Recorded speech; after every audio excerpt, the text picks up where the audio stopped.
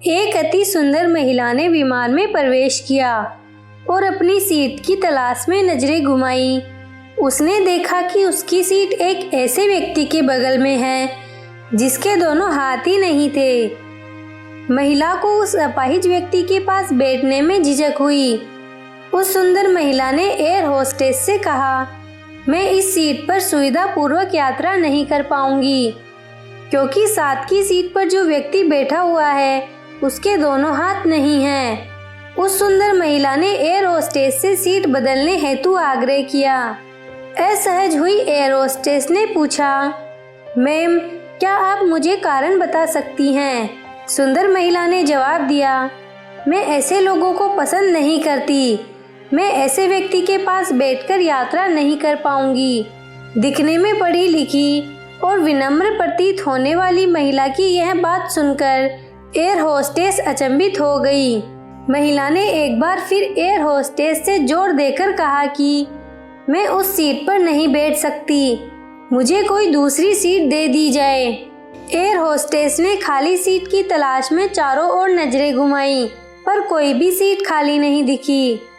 Air hostess ने महिला से कहा, मैडम, इस इकोनॉमिक क्लास में कोई सीट खाली नहीं है, किंतु यात्रियों की सुविधा का ध्यान रखना हमारा दायित्व है।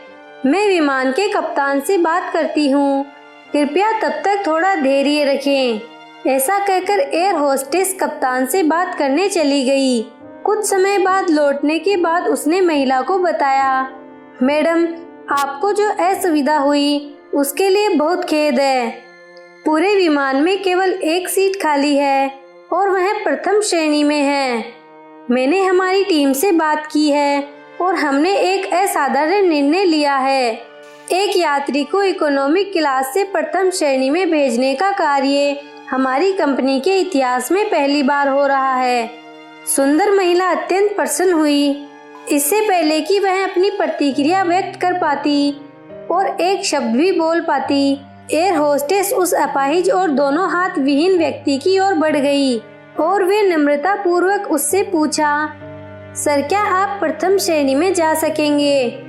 क्योंकि हम नहीं चाहते कि आप एक अशिष्ट यात्री के साथ यात्रा कर परेशान हो।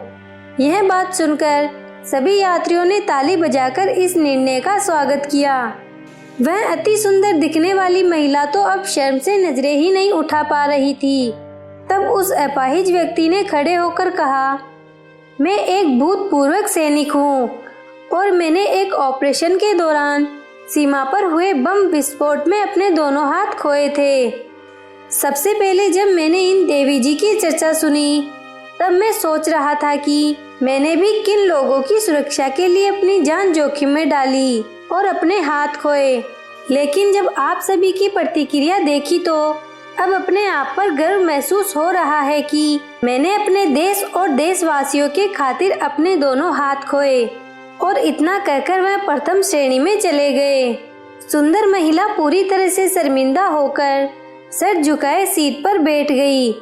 अगर विचारों में उदारता नहीं है तो ऐसी सुंदरता का कोई मूल्य नहीं है। अगर आपको ये कहानी पसंद आई हो तो लाइक, शेयर, सब्सक्राइब करें।